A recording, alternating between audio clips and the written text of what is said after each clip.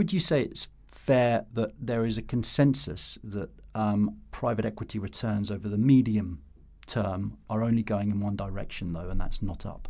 It depends, right? I think there's a few things to that. I mean, I think that the high-level sense of it is that there's more competition and there's higher prices. Because if you think about the way, there's only really three ways to make money in a private equity deal. One is you take a business that makes £100 million of profit and turn it into one that makes 200 million, which sounds easy but isn't.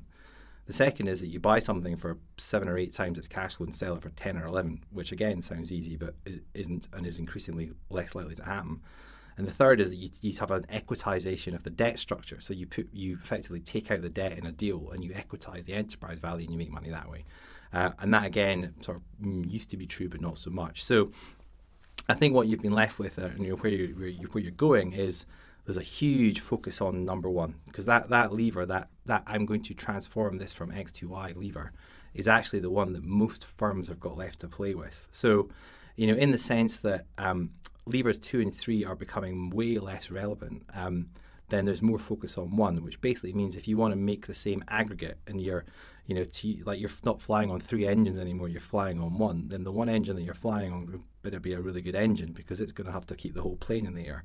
Now, it's not that it can't, but it just changes the sort of the pattern of outcomes a bit, I think. So, what we see is that really good private equity still seems really resilient to the returns that it used to be able to make, but there's kind of less of it.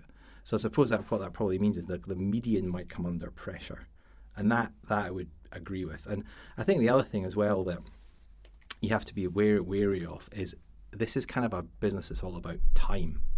So that one of the challenges is it's not that the fund or the deal returns might come under so much pressure. It's just that it might take a lot longer to get there. So the sort of classic, I want to get 2.5x on my deal. Well, you might, but you might have done that in halcyon days. You might have done that in 2 years because you could have created it through a multiple arbitrage. In today's world, you're probably looking at 5, and if there's any sort of speed bump that we hit cycle-wise, then 5 is going to go to 8. So actually, you might make the same capital multiple, but you're going to have your capital tied up for longer, and your IRR is just a mathematical result going to come down.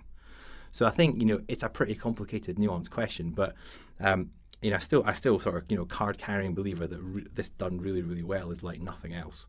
But it's going to get harder to be able to maintain that because of that dynamic that's out there. So given that, how should LPs, institutions investing into private equity, think about the relative value that private equity offers? What kind of benchmarks are fair? Yeah, well, I think most people that we talk to think about it as a sort of a premium over the public market. And that premium sort of tends to range between 300 and 500 basis points over the public market.